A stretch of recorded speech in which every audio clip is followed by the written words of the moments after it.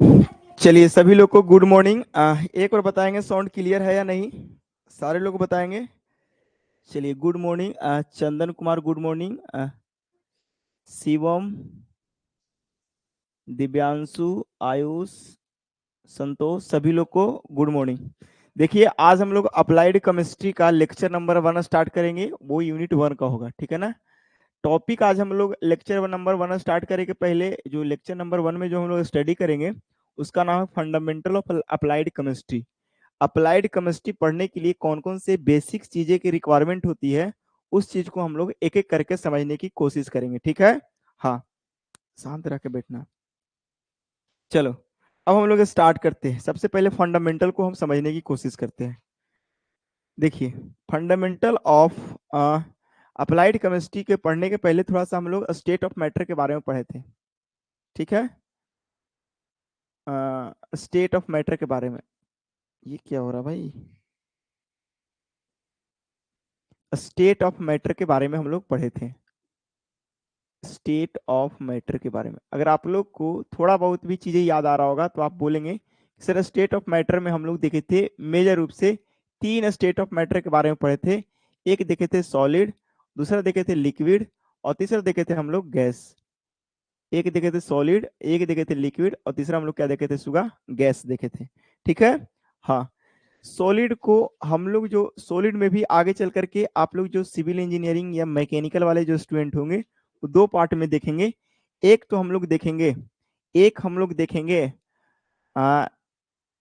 Rigid solid, rigid solid देखेंगे, और दूसरा देखेंगे डिफॉर्मेबल सॉलिड सॉलिड। तो रिजिड सॉलिड में हम लोग जो पढ़ेंगे वो पढ़ेंगे इंजीनियरिंग मैकेनिक्स को पढ़ेंगे। इंजीनियरिंग, बोल दो सर क्लास ले रहे हैं। इंजीनियरिंग, इंजीनियरिंग मैकेनिक्स पढ़ेंगे। इंजीनियरिंग मैकेनिक्स पढ़ेंगे, एक सब्जेक्ट है। और डिफॉर्मेबल सॉलिड में हम लोग स्ट्रेंथ ऑफ मटेरियल के बारे में पढ़ेंगे। स्ट्रेंथ ऑफ मटेरियल के बारे में हम लोग पढ़ते हैं। ये सब अपने आप में एक सब्जेक्ट है। लिक्विड और गैस दोनों के पास फ्लो होने की एबिलिटी है। क्या होता है, फ्लो एबिलिटी होता है। फ्लो एबिलिटी की वजह से इसका जो नाम हम लोग बोलते हैं फ्लूइड बोलते हैं कंबाइंड फॉर्मेट में। तो जिसके पास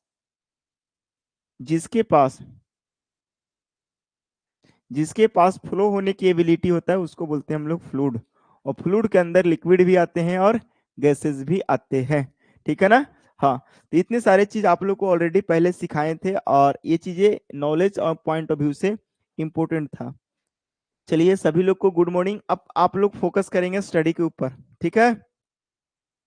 देखिए पिछला क्लास में हम लोग ये भी देखे थे क्लासिफिकेशन में प्योर मैटर के बारे में। प्योर मैटर, प्योर मैटर के बारे में क्लासिफिकेशन किए थे। अगर थोड़ा बहुत भी अगर जाकर के घर जाकर के लेक्चर अगर आप लोग देखे होंगे तो प्योर मैटर में हम लोग देखे थे या प्योर क्लासिफिकेशन देखे थे। प्योर मैटर, मैटर क्लासिफिकेशन में प्योर मैटर देखे थे। तो प्योर मैटर में आप लोग 2 चीज देखे होंगे। चीज नंबर फर्स्ट देखे थे एलिमेंट देखे थे, एलिमेंट देखे थे। अरे बोलो, हिंदी में तत्व बोलते थे और दूसरा बोलते थे कंपाउंड। याद आया, यस सर, कंपाउंड, कंपाउंड। तो एलिमेंट और कंपाउंड के बारे में हम लोग जानने की कोशिश करेंगे, ठीक है ना। एलिमेंट, हमारे अगर आपसे एक सवाल पूछा जाए, फंडामेंटल हम लोग आज के टॉपिक है, इस टॉपिक का जो नाम रख रहे हैं वो फंडामेंटल ऑफ केमिस्ट्री। जितना फंडा, अरे यार ये ठंडा फंडा क्या लिखा रहा है, फंडा, ये fundamental, fundamental of applied chemistry, fundamental of applied chemistry AC, fundamental of applied chemistry के बारे में हम लोग स्टडी कर रहे हैं। इसमें हम लोग देखे थे एलिमेंट के बारे में। अगर आपसे सवाल करे कि एलिमेंट क्या होता है, तत्व क्या होता है, तो आप लोग ये बोलेंगे कि जो तत्व होते हैं वो एक ही टाइप के, जैसे कि मान लीजिए कि कोई छोटा इस तरह का कोई पदार्थ है, इस पदार्थ के हर एक पार्ट, हर एक पार्ट एक ही तरह की चीज से अरेंज होकर के बना है तो उसको हम लोग बोलते हैं तत्व। ये जो छोटा छोटा चीज से मिलकर जो बना हुआ है टीनी पार्टिकल, इस टीनी पार्टिकल को हम लोग क्या बोलते हैं सर? तो इस टीनी पार्टिकल को हम लोग बोलते हैं एलिमेंट। तो एलिमेंट, इस जो टीनी पार्टिकल है उसको हम लोग बोलते हैं एटम। तो अगर आपसे पूछेगा कि बताओ स्मॉलेस्ट पार्टिकल ऑफ एटम, अगर आपसे कोई पूछेगा कि smallest particle, smallest particle of element, किसी एलिमेंट का स्मॉलेस्ट पार्टिकल की अगर बात करेगा तो आप क्या बोलोगे? तो सर स्मॉलेस्ट पार्टिकल को हम लोग बोलेंगे एटम। अगर आपसे कोई पूछेगा कि बताओ इसी तरह से छोटा स्मॉलेस्ट पार्टिकल, स्मॉलेस्ट पार्टिकल अगर आपसे कोई पूछेगा, स्मॉलेस्ट पार्टिकल की अगर बात करें, स्मॉलेस्ट पार्टिकल की अगर बात करें, स्मॉलेस्ट पार्टिकल ऑफ कंपाउंड की अगर बात करें, तो स्मॉलेस्ट पार्टिकल ऑफ कंपाउंड को हम लोग बोलते हैं मॉलिक्यूल। क्या बोलते हैं? मॉलिक्यूल। इसका मतलब सर कि छोटे छोटे जो मॉलिक्यूल्स होते हैं, छोटे छोटे जो मॉलिक्यूल्स होते हैं वो मॉलिक्यूल्स से मिलकर के बनता है कंपाउंड, और एलिमेंट से मिलकर के बनता है क्या सर? ग्रुप में जुड़ने के लिंक नहीं मिल रहा, ठीक है। जिनको ग्रुप में जुड़ने का लिंक नहीं मिल रहा है वो क्या करेंगे? ऑफिस वाला नंबर पर कॉल करेंगे, ठीक है। वहां पे सब लोग को ग्रुप में जुड़ने का लिंक मिल जाएगा।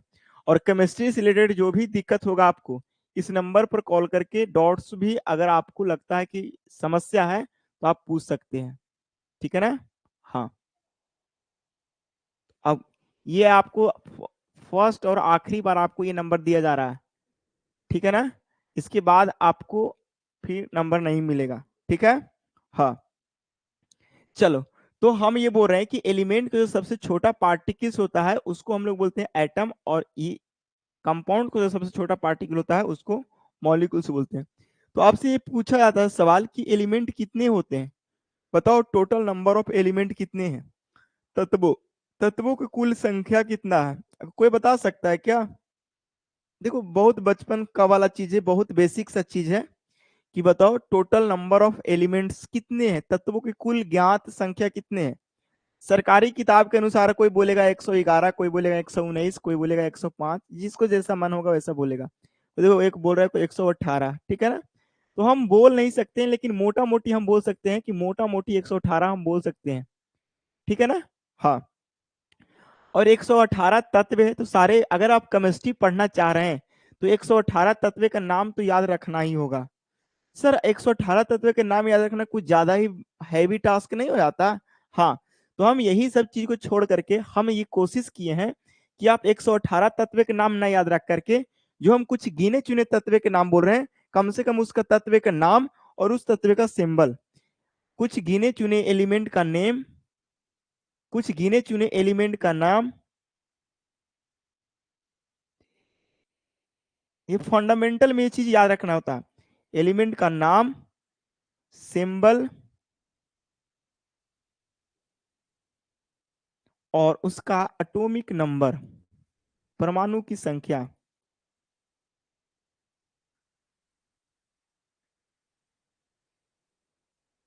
बोल दी सर पढ़ा रहे हैं।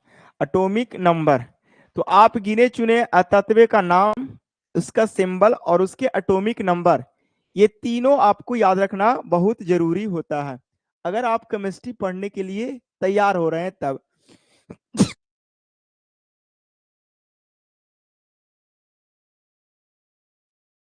ठीक है, तो गिने चुने तत्व का नाम, तत्व की संकेत और तत्व की परमाणु संख्या।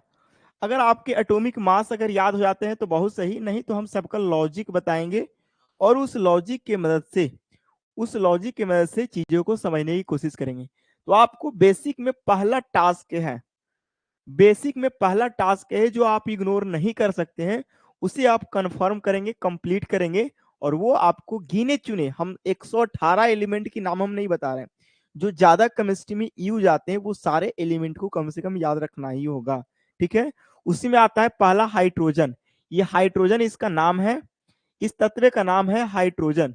इस तत्व का नाम क्या है बाबू? हाइड्रोजन।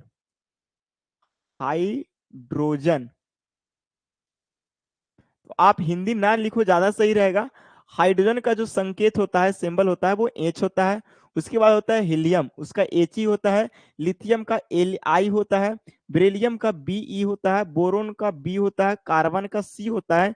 नाइट्रोजन का एन होता है। ऑक्सीजन का ओ होता है। फ्लोरीन का एफ होता है। और नियॉन का एन ई होता है। देखो, हम जानते हैं कि ये सब चीज आपको आता है, फिर भी हमको फंडामेंटल में पढ़ाना पड़ता है। क्यों?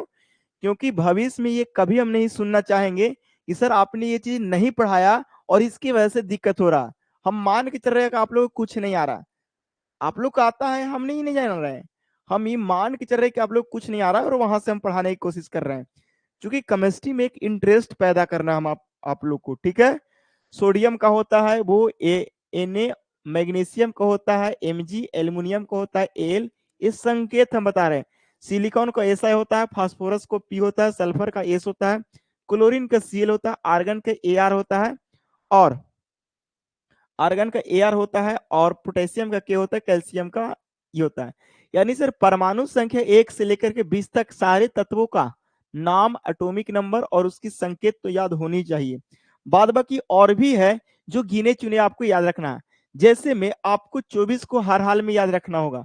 जिस जिस तत्व का, जिस एलिमेंट का एटॉमिक नंबर 24 है, उसका नाम क्रोमियम है और उसका सिंबल Cr है। इसको भी याद रखना होगा। मैग्नीज का संकेत होता है Mn और उसकी जो अति एटॉमिक नंबर होता है वो 25 होता है। आयरन का होता है Fe और इसका जो एटॉमिक नंबर होता है 26 होता है। तो ये सब चीज आप लोग को याद आना चाहिए, समझ आनी चाहिए। साउंड क्लियर है कि नहीं? बताओ, साउंड क्लियर है या नहीं, या सिर्फ हम ही बोल रहे हैं, हम ही सुन रहे हैं, हम ही पढ़ रहे हैं? एक बार बताओ कमेंट करके, कंफर्म करो सारे लोग। साउंड वाउंड क्लियर है या नहीं?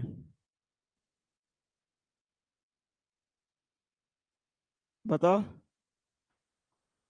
हाँ, बताओ सारे लोग। हाँ, यस सर क्लियर है। हाँ, सारे लोग जितने भी लाइव सेशन को देख रहे हैं वो सारे लोग एक्टिव रहेंगे। बिना एक्टिव रहे हुए समझ नहीं आएगा, ठीक है। कोबाल्ट का जो होता है सी होता है। निकेल का Na होता है। कॉपर का सी होता है। जिंक का Zn होता है। देखो, इतना 30 तक में इतना तो आपको याद होना ही चाहिए। बाद बाकी और लगता है कि नहीं हम और भी याद कर लें सर, तो आप ये सब चीज को भी आप याद रख सकते हो। लेकिन इतना आपको कंपलसरी है जितना हमने बताया। टोटल 30-40 एलिमेंट को तो नाम याद रखना ही होगा, जो केमिस्ट्री के नजरिए से काफी ज्यादा खतरनाक माना जाता है। अभी तक हमने यही चीज सीख रहा है, एक एक चीज को समझो, ठीक है। ये पहला फंडामेंटल चीज को सीखा। दूसरा फंडामेंटल चीज को सीखने की कोशिश करेगा कि अभी अभी हमने बोला, अभी अभी हमने बोला कि एलिमेंट होता है। अभी अभी हमने क्या बोला सर? एलिमेंट होता है। एलिमेंट होता है। और क्या सीखा सर? कंपाउंड होता है। सर हिंदी भी लिख दो। इसका हिंदी होता है तत्व और इसका हिंदी होता है यौगिक। यौगिक। तत्व और यौगिक की थोड़ा कहानी और बताते हैं ताकि समझ आएगा। ऐसा होता है तत्व, ध्यान से सुनना। तत्व है, हमने क्या बोला कि छोटे छोटे पार्टिकल से मिलकर बना होता है। तत्व जो होता है वो छोटे छोटे पार्टिकल से मिलकर बना होता है। इस छोटे पार्टिकल को हम लोग क्या बोलते हैं सर? इस छोटे पार्टिकल को हम लोग क्या बोलते हैं? क्या बता सकते हैं क्या? इस छोटे पार्टिकल को हम लोग क्या बोलते हैं, बता सकते हैं क्या? क्या ये छोटे पार्टिकल को क्या बोलते हैं, बता सकते हैं क्या?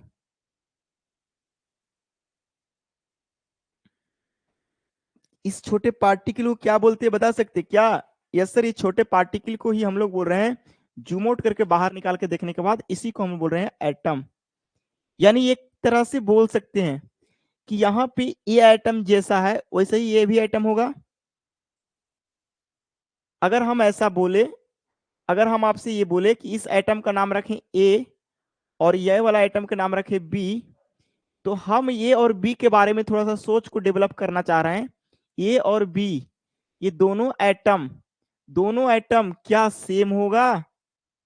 ये दोनों एटम क्या सेम होगा, या दोनों एटम की प्रॉपर्टी क्या डिफरेंट होगा? क्या ये बात बोल सकते हैं? हमने क्या बोला? दो ऑप्शन आपसे पूछ रहा है और दिया, दोनों एटम की प्रॉपर्टीज सेम होगा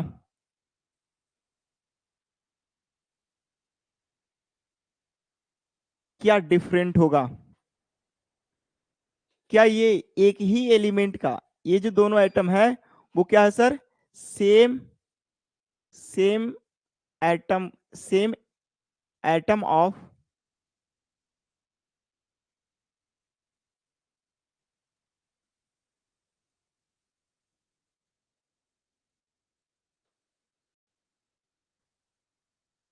सिंगल, या बोल सकते हैं स्पेसिफिक।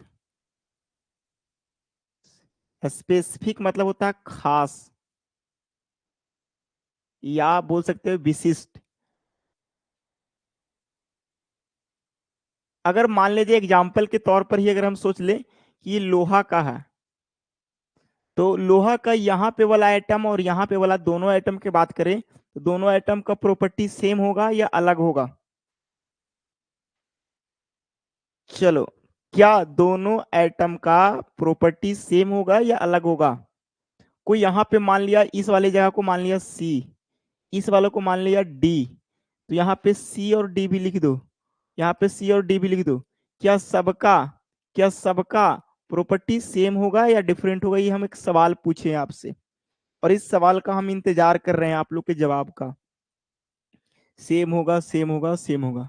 जिनका भी जवाब आ रहा है सेम होगा वो बिल्कुल सही है, कि एक ही तत्व के जितने भी परमाणु होते हैं वो सारे परमाणु का लगभग सारा गुण, लगभग, हम बात को बोल रहे हैं, ये भविष्य में चेंज भी हो सकता है, हम बोल रहे लगभग सारा गुण सेम होता है, कुछ ऐसे गुण होंगे जो अलग होंगे। जैसे हम बताते हैं कि अगर ये वाला आइटम इलेक्ट्रिसिटी का कंडक्टर होगा तो इसको भी कंडक्टर होना होगा, मतलब चालक। अगर ये उष्मा का सुचालक होगा तो ये भी उष्मा का सुचालक होगा, यानी हीट का कंडक्टर। अगर ये चमक रहा होगा तो इसको भी चमकना होगा। अगर इसका वजन 10 किलो है तो इसका वजन भी 10 किलो होगा। सर एटम का वजन 10 किलो कैसे होगा? नहीं, हम एक बात बोल रहे हैं मोटे तौर पर, एटम का वजन बहुत कम होता है, माइनस के रेंज में होता है, ठीक है ना? हाँ। चलो, इसका मतलब इस बात पर हमने मुहर लगाया कि हमने इस बात को मुहर लगाया, इतना समझने के बाद हमने इस बात को मुहर लगाया, इतना समझाने के बाद हमने इस बात को मुहर लगाया कि properties properties of properties of different atom of same element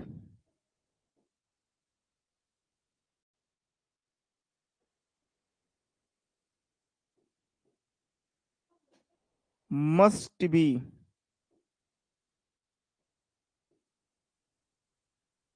same. हमने ये बात बोला मस्ट बी सेम, आगे चल करके हम ही इस बात को बोलेंगे मे और मे नोट बी सेम, ठीक है? आगे चल करके हम ये बोलेंगे, अभी यहां मस्ट लिखे हैं ना, आगे चल करके हम ही बोलेंगे मे और मे नोट बी सेम। अभी इंतजार करना होगा, लेकिन अभी हम इस बात से सिर्फ समझ रहे हैं कि मस्ट बी सेम बोल रहे हैं, ठीक है? कोई बहस कर देगा, इसीलिए हम आपको सतर्क सावधान करने के लिए ये चीज बताए हैं। कंपाउंड क्या होता है? तो अलग अलग एलिमेंट का केमिकल रिएक्शन से, हमने क्या बोला? अलग अलग एलिमेंट के केमिकल रिएक्शन से, अलग अलग एलिमेंट के केमिकल रिएक्शन से, अलग अलग एलिमेंट के केमिकल रिएक्शन से जो भी चीजें बनते हैं उसको बोलते हैं कंपाउंड,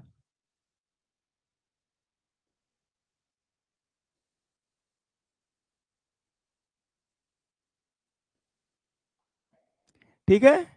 अब जरा चीजों को समझने की कोशिश करना। ये जो कंपाउंड के स्मॉलेस्ट पार्टिकल को हमने क्या बोला सर? मॉलिक्यूल बोला। सपोज करिए कि ये वाटर है सर, ये जो अलग अलग है वाटर है। अगर आप वाटर की बात करें तो ये वाटर का एक मॉलिक्यूल है, वाटर के एक मॉलिक्यूल में एक ऑक्सीजन का एटम है और दो हाइड्रोजन का एटम है, और यही चीज क्या होगा सर, यही चीज रिपीट कर रहा होगा। अगर सेम चीज रिपीट कर रहा होगा, सेम चीज रिपीट कर रहा होगा, सेम चीज रिपीट कर रहा होगा, सेम चीज रिपीट कर रहा होगा, सेम चीज रिपीट कर रहा होगा, तो ये सारे मॉलिक्यूल मिल करके क्या बना रहे हैं सर, वाटर बना रहे हैं। क्या बना रहे हैं सर, वाटर बना रहे हैं, H2O बना रहे हैं।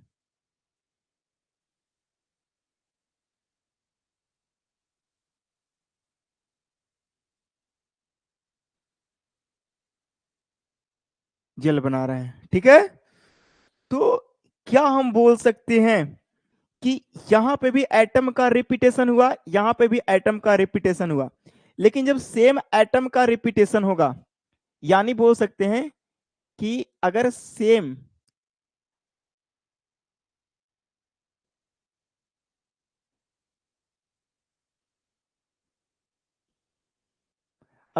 टाइप ऑफ एटम का रिपीटेशन होगा, क्या होगा सर, रिपीट करेगा, रिपीट करेगा, तो वो एलिमेंट बनेगा। क्या बनेगा सर, एलिमेंट बनेगा। लेकिन जब अलग अलग टाइप के एटम रिपीट करेगा, जैसे यहाँ पे अलग अलग टाइप के एटम है, ये भी अलग अलग टाइप का एटम है, अलग अलग टाइप का एटम है, अगर यहाँ पे रिपीट करेगा तो यहाँ पे क्या बनेगा सर, यहाँ पे क्या बनेगा सर, यहाँ पे बनेगा कंपाउंड। तो ये छोटा एक एक एक छोटा जो बन रहा है, ये एक छोटा जो बन रहा है, इसको बोलते हैं एक मॉलिक्यूल, ठीक है। हाँ, तो हम लोग को जो बात करनी है, एलिमेंट के जो सबसे छोटा पार्टिकल है वो एटम, इसी के बारे में हम लोग को जानकारी लेना है। एक बार और सीधा बात जानो कि एक ही टाइप के एटम रिपीट करते हैं तो एलिमेंट बनते हैं, जब अलग अलग टाइप के एटम रिपीट करते हैं तो मॉलिक्यूल बनते हैं, और वो मॉलिक्यूल के रिपीटेशन से कंपाउंड बनते हैं। हमने एक चीज क्लियर कर दिया, हमने एक चीज क्लियर कर दिया नोट में, हमने एक नोट में क्लियर किया कि एटम एटम जब रिपीट करेगा, एटम जब रिपीट करेगा, एटम रिपीट करेगा तो बनेगा मॉलिक्यूल, एटम जब रिपीट करेगा तो बनेगा मॉलिक्यूल, और मॉलिक्यूल जब रिपीट करेगा तो बनेगा कंपाउंड। क्या बनेगा, कंपाउंड। और जब कंपाउंड रिपीट करेगा तो बनेगा मैटर, ठीक है। तो आपने इतने सारे चीज देखा, हमने क्या बोला कि जब बहुत सारे एटम रिपीट करेगा तो मॉलिक्यूल बनेगा, बहुत सारे मॉलिक्यूल्स रिपीट करेगा तो कंपाउंड बनेगा, बहुत सारे कंपाउंड रिपीट करेगा तो ये बनेगा। अब थोड़ा सा हम एक बात बताते हैं, अब हम एक बात बताते हैं, थोड़ा सा ध्यान से सुनना, एक बात बताते हैं, ध्यान से सुनना, सारे लोग ध्यान से सुनना। हमने बोला कि एटम रिपीट कर रहा है, बहुत सारे एटम रिपीट कर रहा है, तो इसको हम लोग कौन सा मॉलिक्यूल बोलेंगे। ये भी सेम है, ये भी सेम है, ये भी सेम है, ये भी सेम है, ये भी सेम है, ये भी सेम है, ये भी सेम है, ये भी सेम है, सारा क्या है सर, सेम है।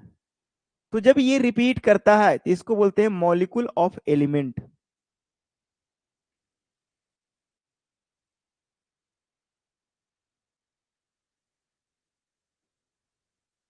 जब अलग अलग रिपीट करता है,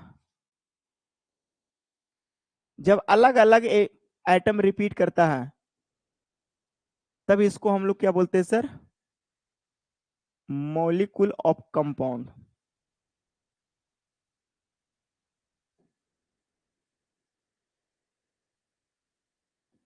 आपको क्लियर हुआ, इसको बोलते हैं तत्व की अणु,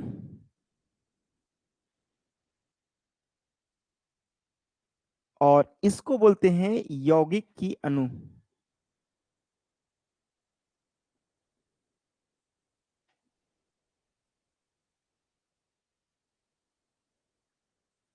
ठीक है, ऐसा हम लोग बोलते हैं। हमको इस रिपीटेशन की अभी बात नहीं करनी है, हम अभी तोड़ करके इस छोटा एक जो यूनिट है, इस जो छोटा सिंगल यूनिट है, ये जो छोटा सिंगल यूनिट है, ये जो सिंगल यूनिट को ही हम लोग क्या बोल रहे हैं सर, एटम। इसके बारे में इसके बारे में कैसे लोगों को पता चला, इसके बारे में कैसे लोगों को पता चला, इसकी हिस्ट्री के बारे में स्टार्ट करते हैं।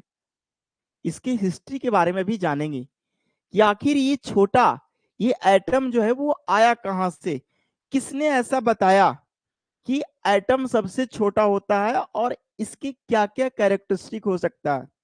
सबसे पहले किसने बताया, तो बताओ पहले कौन होता था, पहले बाबा लोग होते थे या साइंटिस्ट लोग होते थे, तुम ही लोग बताओ। पहले के समय में बाबा लोग होते थे या वैज्ञानिक लोग होते थे, पहले बाबा तब वैज्ञानिक या पहले वैज्ञानिक तब बाबा, बताओ। सर अब केमिस्ट्री ज्यादा समझ नहीं आता है, सर केमिस्ट्री जल्दी समझ नहीं आता। टेंशन नहीं लो, केमिस्ट्री जल्दी समझ आने लगेगा, टेंशन नहीं लो। तो बताओ पहले बाबा लोग आए, ठीक है। पहले बाबा लोग को ऋषि मुनि बोलते थे, अब बाबा नहीं बोलते थे, पहले ऋषि मुनि बोलते थे, महर्षि लोग बोलते थे।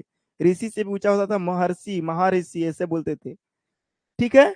तो पहले के समय में महर्षि लोग होते थे, उस महर्षि में एक महर्षि में एक जो आते थे वो उनका नाम था ऋषि कनाद।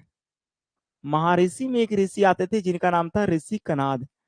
और पहले के लोग जो बात देख करके, शकल देख करके जो बता देते थे वो सत्य होता था, जो भविष्यवाणी कर देते थे वो सत्य होता था। तो इन्होंने ही क्या किया, पदार्थ ये सब के बारे में ज्यादा कुछ सोचते थे। तो इन्होंने सोचते सोचते बताया कि जो कोई भी पदार्थ होते हैं, कोई भी मैटर होते हैं, उसके जो सबसे छोटा पार्टिकल्स होते हैं वो होते हैं एटम होते हैं, परमाणु होते हैं। ये ऋषि कनाद बताए, और ये बात बताया, आज तक ये बात सही है। सोचो ये कब बताए थे, बहुत पहले बताए थे, और आज तक ये बात सही है कि जो सबसे छोटे पार्टिकल है पदार्थ का वो एटम होते हैं। देखो, according to Rishi Kanad, tiny particles of any matter is known as atom. Rishi Kanad के अनुसार जो सबसे छोटा पार्टिकल होता है वो ये, कोई अगर कोई मैटर है तो उस मैटर का सबसे छोटा पार्टिकल है, उस पार्टिकल को इन्होंने बताया एटम। बताओ बाबा लोग जो बोल दिए वो सत्य है, ऐसा कोई बाबा आजकल है जो बोल देते हैं और सही हो जाता है, कोई भविष्यवाणी कर दिया वो सही हो गया। तो हम उनके पास जाना चाहेंगे कि हमारा 10 साल आगे क्या भविष्य है, ठीक है। हाँ, तो ऐसे पहले के बाबा लोग हुआ करते थे। अब समय आगे बढ़ा, तो इनकी ये बाबा जो बताए इनकी डिमेरिट्स क्या थी। बाबा से पूछा गया कि बाबा आप किस आधार पर पदार्थ के सबसे छोटा कण को परमाणु बोल रहे हैं। तब बाबा बोले कि आप इससे जानने की कोशिश मत करो, हमारे पास जो हमारा अनुभव है उसके आधार पर हम बोल रहे हैं, हमने जो ज्ञान अर्जित किया है महर्षि लोग से उसके आधार पर हम लोग कह रहे हैं। इन्होंने कोई एक्सप्लेनेशन ये सब नहीं किया, बाबा लोग ज्यादा एक्सप्लेन नहीं करते, सीधा बोले कि है तो है, मानना पड़ेगा, मानना है तो मानो, नहीं तो जाओ, कहानी खत्म। यहीं पे इन्होंने कहानी खत्म किया। तो इनकी एक डिमेरिट ये थी कि इन्होंने कोई भी एक्सपेरिमेंटल प्रूफ नहीं किया, न कोई तर्क दिया कि छोटा पार्टिकल एटम है तो क्यों है, इन्होंने कोई भी तर्क नहीं दिया।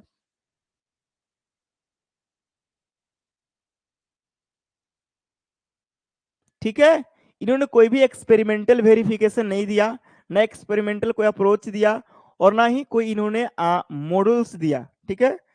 बाद में एक साइंटिस्ट आए, जॉन डॉल्टन नाम के एक साइंटिस्ट आए। जॉन डॉल्टन भी बताए कि ये भी एक छोटा पार्टिकल होता है। अब ऋषि मुनि ज्यादा बोलते नहीं थे, लेकिन जॉन डॉल्टन आए, एक नया जो साइंटिस्ट के रूप में आए, इन्होंने आकर के पूरा बकैती काटना चालू कर दी।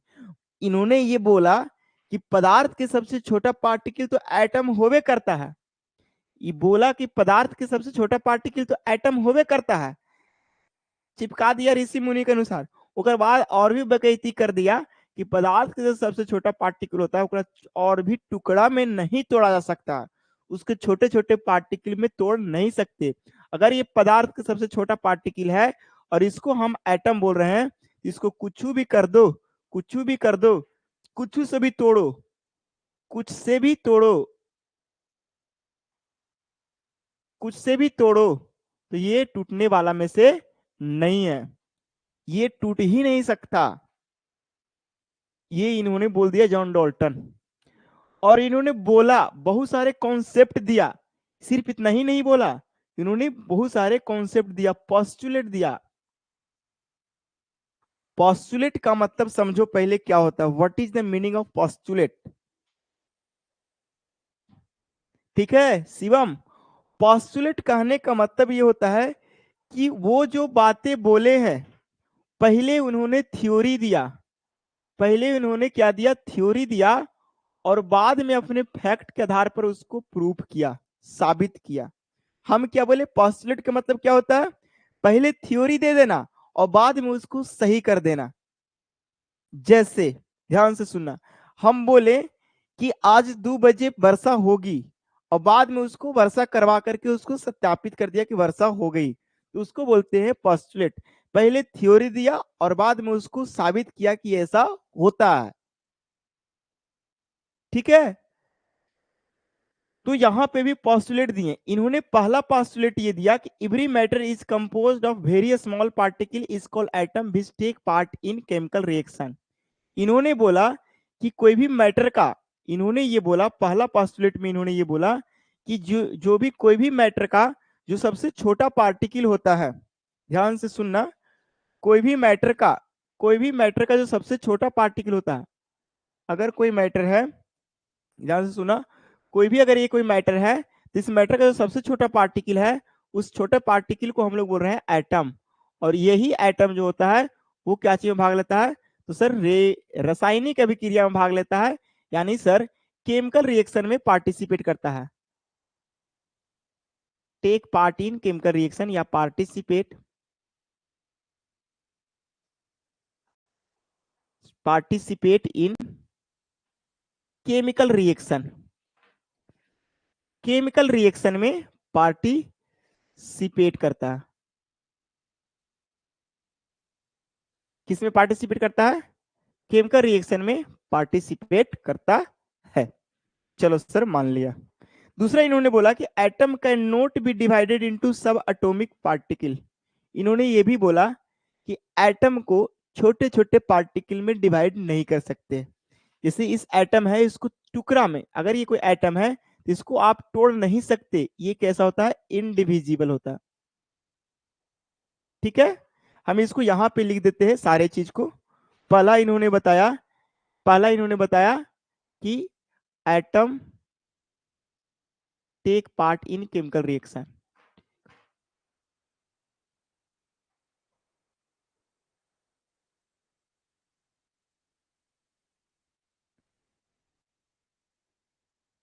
केमिकल रिएक्शन, और इन्होंने ये बात भी बताया कि जैसे देखो कि अगर हाइड्रोजन है, ऑक्सीजन है, दोनों एटम, हाइड्रोजन का एटम और ऑक्सीजन के एटम, ये दोनों मिल करके क्या बना रहा है, तो सर दोनों रिएक्शन करके पानी बना रहा है।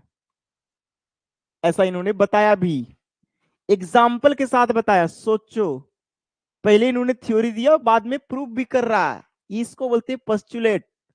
दूसरा पोस्टुलेट ये बोल रहा है, दूसरा बात इन्होंने बताया कि, दूसरा बात इन्होंने क्या बताया कि atom can not be divided into sub atomic particle. दूसरा इन्होंने बताया atom can not be divided into sub atomic particle, सब एटॉमिक पार्टिकल। इन्होंने बोला कि एटम का और भी छोटा टुकड़ा में डिवाइड नहीं कर सकते। तीसरा बात इन्होंने पोस्टुलेट में बताया, बहुत सारे बात बता दिया। भाई साइंटिस्ट होता है ना, एक बात बोल के चुप नहीं रहेगा, बोलते रहेगा, सिर्फ बोलते रहेगा, खरखाही वाला बात जिसको बोलते हैं भाई। तीसरा इन्होंने बताया कि the atom of different element have different property and same element have same property. इन्होंने बताया कि एटम, इन्होंने क्या बात, तीसरा प्रॉपर्टीज क्या था कि the atom of different element, बोल सकते हैं atom of different element have different property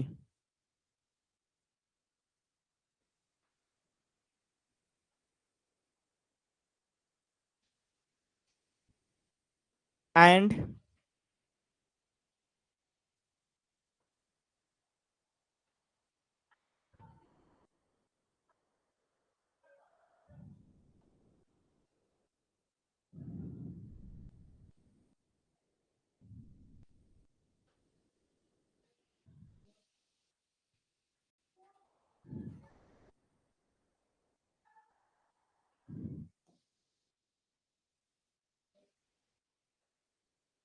properties. देखो बड़े ध्यान से सुनना, इन्होंने बताया कि अगर अलग अलग एलिमेंट है, एक एलिमेंट हमने लेता है लोहा का, और एक एलिमेंट लेते हैं चांदी का या सोना का, लेते हैं गोल्ड का, एक एलिमेंट लेते हैं आयरन का और एक एलिमेंट लेते हैं गोल्ड का, तो इसका एटम होगा और इसका एटम होगा, दोनों का अलग अलग गुण होगा। इसकी कंडक्टिविटी चालकता का गुण अलग होगा, इसकी चालकता का गुण अलग होगा, इसकी शाइनिंग चमक अलग होगा, इसकी चमक अलग होगा, ये ज्यादा महंगा होगा, ये कम महंगा होगा। कॉस्ट तो कोई गुण नहीं होता है, तो ये कॉस्ट की बात नहीं करेंगे। कहने का मतलब अगर ये लोहा को यहां से भी काटेंगे, यहां से भी काटेंगे, यहां से भी काटेंगे, कहीं से भी काटेंगे, तो लोहा के हर एक एटम को प्रॉपर्टी एक ही जैसन होगा। सोना का यहां से भी काटेंगे, यहां से भी काटेंगे, यहां से भी काटेंगे, यहां से भी काटेंगे, तो हर एक सोना के एटम का प्रॉपर्टी एक ही जैसन होगा। ऐसा नहीं कि यहाँ पे काटे तो सोना निकला, यहाँ पे काटे तो लोहा निकल रहा है, हो गया दिक्कत।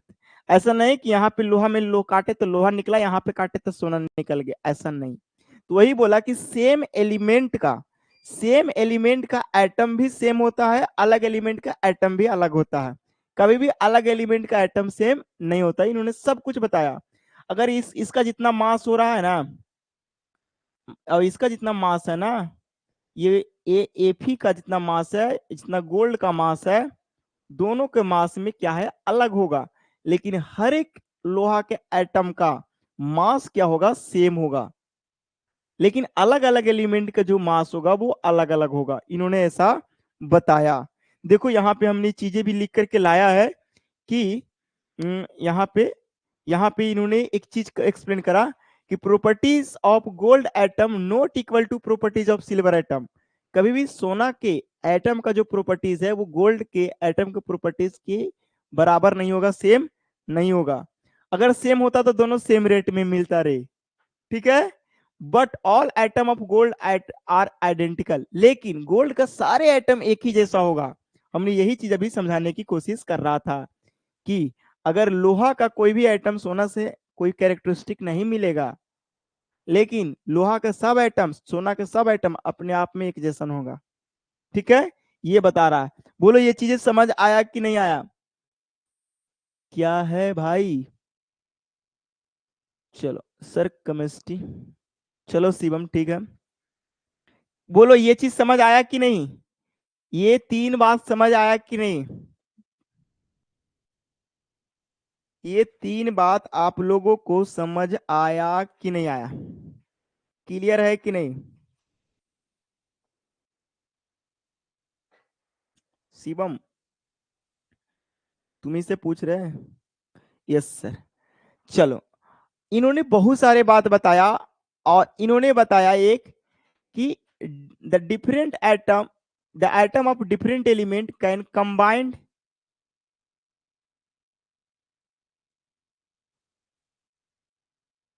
Can combine the atom of different element can combine in a simple ratio to form a compound, ठीक है ना। हाँ, इन्होंने बताया एक चीज और कि कोई भी एटम जो होता है वो एक सिंपल रेशियो में एक कंबाइन होता है। जैसे सी और ओ टू मिल करके बनाता है CO2, कार्बन और नाइट्रोजन मिलकर के ये बनाता है, ये मिलकर के इतने सारे कंपाउंड बनाते हैं, सबका एक सिंपल रेशियो होता है। कभी भी कभी भी कभी भी इसको हम समझाने की कोशिश करते हैं।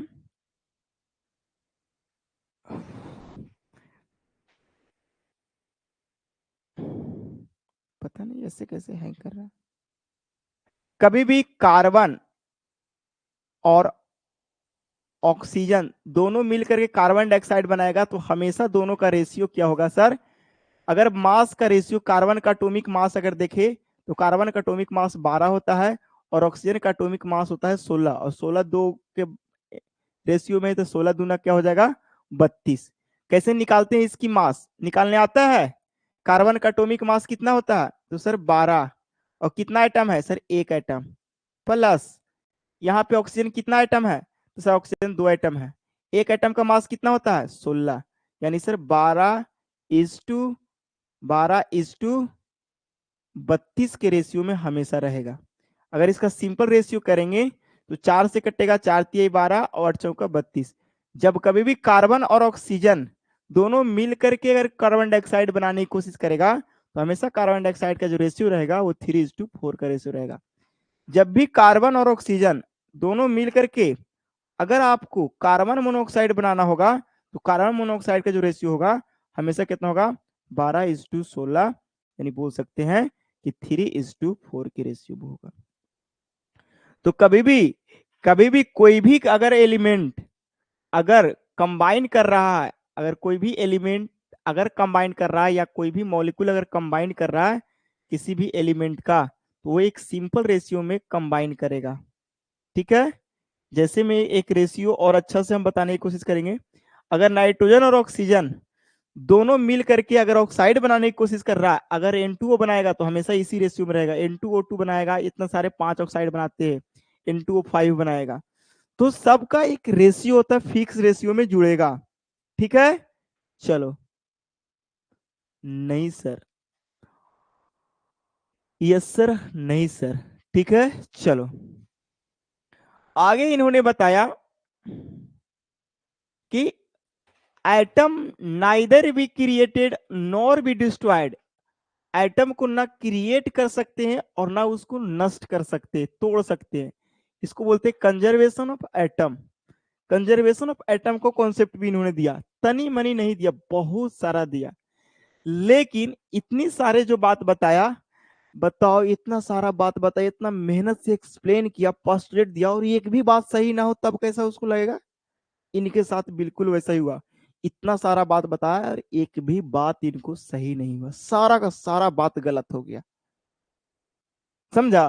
तो वही बात इनके साथ हुआ। इन्होंने बताया कि एटम जो होता है take part in chemical reaction, और इन्होंने बताया कि atom can not be divided into sub atomic particle. लेकिन उधर से आए 3 साइंटिस्ट जिन्होंने इसको एटम को 3 छोटे छोटे पार्टिकल में तोड़ दिया, सब एटॉमिक पार्टिकल में। ये जो एटम है, इस एटम को भी सब एटॉमिक पार्टिकल में तोड़ दिया गया, सब एटॉमिक पार्टिकल में तोड़ दिया गया। तोड़ने वाला साइंटिस्ट आगे आएंगे, जिसका नाम है इलेक्ट्रॉन में तोड़ा, प्रोटॉन में तोड़ा और न्यूट्रॉन में तोड़ा। ये जितना भी बात बताया सब बात गलत। अब बताओ कि इन्होंने तो ये बात बताया कि एटम को तोड़ा नहीं जा सकता। आया 3 साइंटिस्ट, चैंडविक आए, रदरफोर्ड आए और गोल्डस्टीन आए। तीनों, जेम्स चैंडविक इलेक्ट्रॉन को खोज किए थे, प्रोटॉन के रदरफोर्ड, और न्यूट्रॉन को खोज कौन खोज किए थे?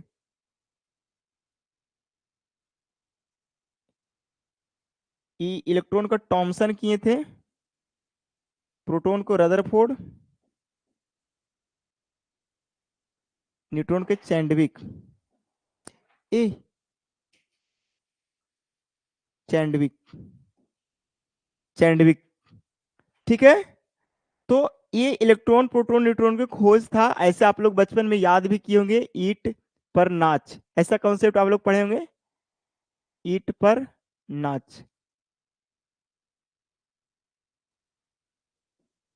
इलेक्ट्रॉन को टॉमसन खोज किया था, प्रोटॉन को रदरफोर्ड किया था, न्यूट्रॉन को चैंडविक खोज किया था। ऐसा आप लोग कॉन्सेप्ट पढ़े होंगे। क्या ऐसा कॉन्सेप्ट पढ़े थे याद रखने के लिए कि कौन कौन किसका डिस्कवरी किया था? दूसरा, एक बात इन्होंने बताया कि एटम केमिकल रिएक्शन में पार्टिसिपेट करता है। ये नहीं, केमिकल रिएक्शन में जो पार्टिसिपेट करता है वो इलेक्ट्रॉन करता है। ये भी बात गलत, ये भी बात गलत, ये भी बात गलत। इन्होंने एक बात बताया कि atom of different element have different properties. इन्होंने एक बात बताया कि अलग अलग एटम का अलग अलग प्रॉपर्टीज होते हैं, और सेम एटम का प्रॉपर्टी सेम होते हैं, लेकिन एक चीज बताते हैं आप लोग को, एक नाम था आइसोटोप, एक आप लोग जानते हैं आइसोटोप, और एक पढ़ते हैं आइसोबार। आगे चल करके हम इसको बताएंगे, आइसोटोप और आइसोबार की कहानी। हिंदी में बोलते हैं समस्थानिक। हिंदी हम इसलिए लिख दे रहे हैं क्योंकि थोड़ा बहुत भी आप लोग जानते होंगे तो उससे रिलेट करके आप चीजों कॉन्सेप्ट को अच्छी तरह से समझ पाएंगे। इसको बोलते हैं समभारिक। जैसे कार्बन, कार्बन 12, कार्बन 13, कार्बन 14, ये तीन ऐसे आइसोटोप हैं। अब बताओ कार्बन, ये इस कार्बन का एटॉमिक मास क्या है? सर इस कार्बन का एटॉमिक मास 12 यूनिट है, इस कार्बन का एटॉमिक मास 13 यूनिट है, इस कार्बन का एटॉमिक मास 14 यूनिट है। इन्होंने क्या बोला था कि अगर एक ही एटम है, अगर ये कार्बन एटम है तो सारा प्रॉपर्टी सेम होगा, मास भी सेम होगा, डेंसिटी भी सेम होगा, उसकी साइन भी सेम होगा, उसकी चमक भी सेम होगा, उसकी कंडक्टिविटी चालकता का गुण भी सेम होगा। इन्होंने ऐसा बताया। लेकिन देखो तो समस्थानिक आने से, समस्थानिक के पता लगने से एक ही एटम के अलग अलग मास मिले कि नहीं मिले? बताओ कार्बन एटम है कि नहीं? कार्बन के एटॉमिक मास 12 भी होता है, 13 भी होता है, 14 भी होता है। तो बताओ, ये बेहोश होने लगा कि जो बात हम बताए सारा का सारा बात क्या है? गलत है। जो भी बात इन्होंने बताया एक भी बात इनका सही नहीं हुआ, इस बात को ध्यान दे लो। बताओ कोई साइंटिस्ट इतना मेहनत करके सारा बात बता रहा है और उनका एक भी बात सही ना हो तो बताओ उसके मतलब जीवन में क्या चलेगा, कितना कष्ट होगा। तुम ही लोग बताओ ना, एग्जाम में जाता है सवाल को बनाता है, एग्जाम में सवाल बनाया, तुमको ऐसा लग रहा है एग्जाम से हॉल से निकला, लगता है कि 20 में 20 ऑब्जेक्टिव सही है, 40 में 40 ऑब्जेक्टिव सही है, 100 में 100 बना के आए, और बाद में रिजल्ट आया तो वहां पे रिजल्ट में शो कर रहा है 0 मार्क्स। तो बताओ कैसा शो करेगा, कैसा गुजरेगा तुम्हारे ऊपर? और तो और दुगो ताना मारने वाला मिल जाएंगे कि 100 में 100 बोल रहा था, बताओ कहाँ पे 100 में 100 सही है? तो अब कैसा लगेगा? तो सेम स्थिति इनके साथ हुआ कि जो भी चीजें बताए सब को सब गलत हुआ। अभी जगह खोजने लगे भागने के लिए। इन्होंने ये बात तो और बताया, एक बात और बताया कि संभारी के केस में कि चलो ठीक है, ये आप लोग जानते होंगे कि क्लोरीन, क्लोरीन 17, क्लोरीन एक होता है 34-35 और एक होता है आर्गन, पोटेशियम और एक होता है कैल्शियम। इस सब का एटॉमिक मास जो होता है वो 40-40 होता है। अगर हम बात करें सबका एटॉमिक मास क्या क्या होता है बाबू? 40 40 40। एटॉमिक नंबर इसका 18 होता है, इसकी 19 होती है, इसकी 20 होती है। बोला ठीक है एटॉमिक मास सेम है। इन्होंने ये बताया कि अलग अलग एटम की सारा प्रॉपर्टी अलग अलग होता है, लेकिन देखो तो आर्गन का भी एटॉमिक मास 40 हो रहा है, पोटेशियम का भी एटॉमिक मास 40 हो रहा है, और कैल्शियम का भी एटॉमिक मास 40 हो रहा है। बताओ, अब सेम का तो अलग अलग हो ही रहा, अलग अलग का भी सेम इन्होंने बताया 112 से। अब तो और इसको टेंशन बढ़ रहा है भाई, अब करे तो करे क्या, जाए तो जाए कहाँ? हे हरिराम, ये क्या हो गया? ये क्या चीज देखने को मिल रहा है? करे तो करे क्या, जाए तो जाए कहाँ? इन्होंने जितना भी बात बताया एक भी बात जो अभी तक सही नहीं मिला। इन्होंने ये बात बताया एक चीज और कि atomic conservation of atom, atom को ना डिस्ट्रॉयड किया सकता ना एटम को बनाया जा सकता। इन्होंने क्या किया, लाया उधर से देखा। इन्होंने ऐसा क्या देखा बाबू? ऐसा इन्होंने ये देखा कि जैसे ही एटम को छोटे छोटे टुकड़ा में डिवाइड किया तो कंजर्वेशन ऑफ एटम रहा कहाँ? एटम को तो डिस्ट्रॉयड कर दिया, नष्ट कर दिया इलेक्ट्रॉन प्रोटॉन न्यूट्रॉन में। जैसे ही आपको आगे चल करके कॉन्सेप्ट पढ़ाया जाएगा कि एक रेडियो एक्टिव सब्सटेंस होते हैं जो दो या एक एलिमेंट टूट करके नए नए अलग अलग एलिमेंट का निर्माण करते हैं। आगे चल करके रेडियो एक्टिविटी पढ़ाएंगे तो ये चीजें आपको समझ आएगी। पुराने सिलेबस में रेडियो एक्टिविटी था, इस बार नए सिलेबस में शायद नहीं होगा। ठीक है, हाँ चलो। पत्थर से पानी निकल गया। बताओ, ये इतना बात बताया, कोई बात सही हुआ? लास्ट में इन्होंने ये भी बताया कंजर्वेशन ऑफ एटम के बारे में, ये भी चीज सही नहीं है भाई, इसको भी तोड़ दिया गया भाई सब एटॉमिक पार्टिकल में, और एटम को डिस्ट्रॉयड करके दूसरा टाइप का एटम क्रिएट कर दिया गया। जैसे यूरेनियम का एटम को तोड़ करके और उसको दूसरा दूसरा एटम का एलिमेंट का एटम बना दिया गया। तो आगे चलकर सब बताया जाएगा। तो वही ड्रॉबैक इसके बारे में, इसकी फेल्यूर के क्या रीजन रही है, क्या कारण है, तो कह रहा it explain is fail to explain the internal structure of atom and assume to atom have no structure. इनका एक ड्रॉबैक ये भी था कि इन्होंने ये बताया था कि एटम के अंदर कोई स्ट्रक्चर होता ही नहीं है, एटम जो है वही है, उसको एक्सप्लेन करने में फेल हुए, एटम का इंटरनल स्ट्रक्चर को एक्सप्लेन करने में ये फेल रहे हैं। ठीक है। दूसरा इन्होंने बताया कि it could not explain how atom different element are different from another. इन्होंने ये भी एक्सप्लेन नहीं कर पाए कि अलग अलग एटम जो थे, अलग अलग एलिमेंट के जो एटम थे वो कैसे अलग थे, ये चीज को भी इन्होंने अच्छे से एक्सप्लेन नहीं कर पाया। तो इनकी कहानी तो पूरी तरह से बाजा बज गया। इनकी जो सब एटॉमिक पार्टिकल्स जो थे उनका थोड़ा सा नाम याद रखिएगा। कैथोड रे से इन्होंने डिस्कवर किया था इसको, जिससे नेगेटिवली चार्ज पार्टिकल था। ठीक है, और ये सब चीज आप लोग याद रखिएगा, क्योंकि ये चीज बचपन में पढ़े होंगे, in the sense 9th class में ये सारे चीजें पढ़े होंगे। तो निगेटिवली चार्ज पार्टिकल को इन्होंने जे थॉमसन डिस्कवर किए थे, पॉजिटिवली चार्ज पार्टिकल को इन्होंने ई गोल्डस्टीन नाम डिस्कवर किए थे, और न्यूट्रल पार्टिकल के चैंडविक डिस्कवर किए थे, जिसको बाद में जाकर के इस सब का निगेटिवली चार्ज पार्टिकल को जो डिस्कवरी किए थे उसका कैथोड रे बोले थे, उसका एनोड रे बोले थे, और इसको न्यूट्रल बोले थे।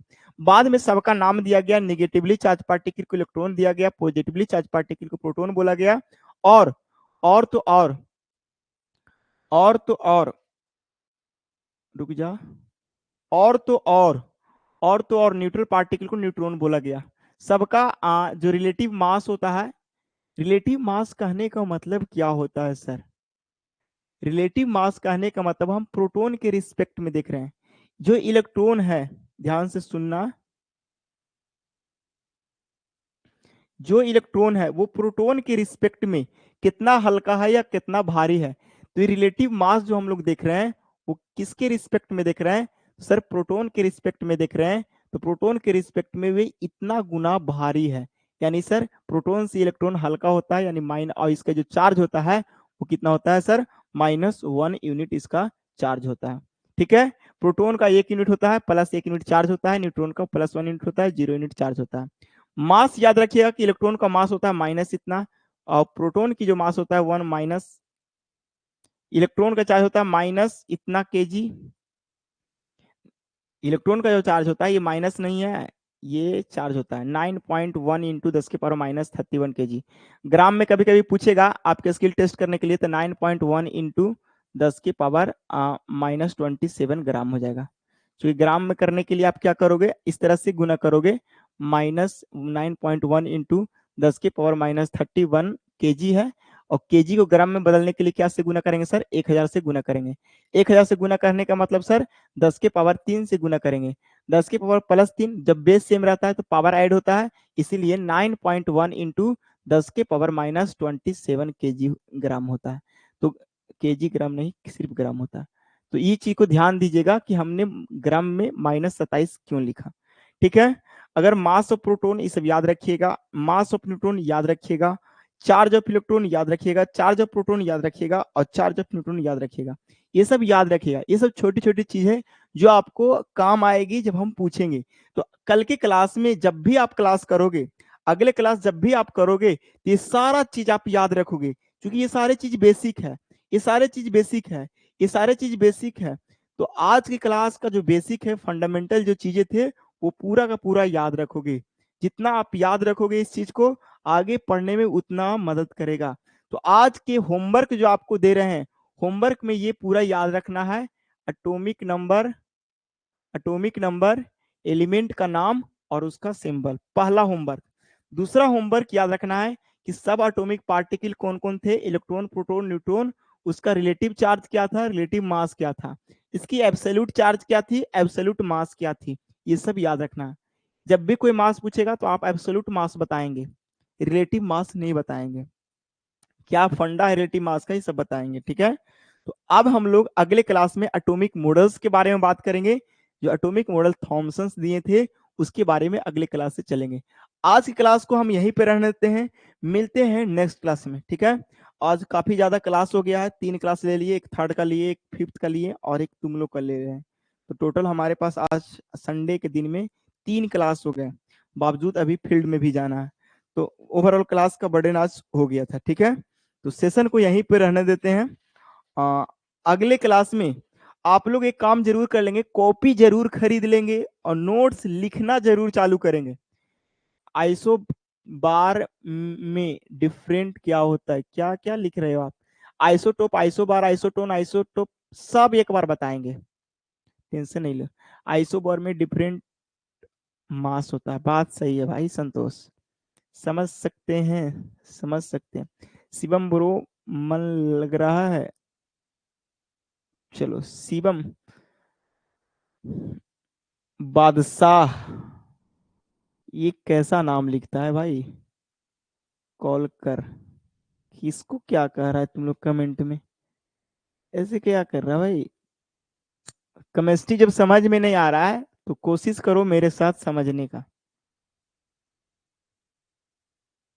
ठीक है। धीरे धीरे सुधार होता है भाई, एक बार में थोड़ी सुधार होता है, बेसिक को कंप्लीट करो, ठीक है। चलो सेशन एंड कर देते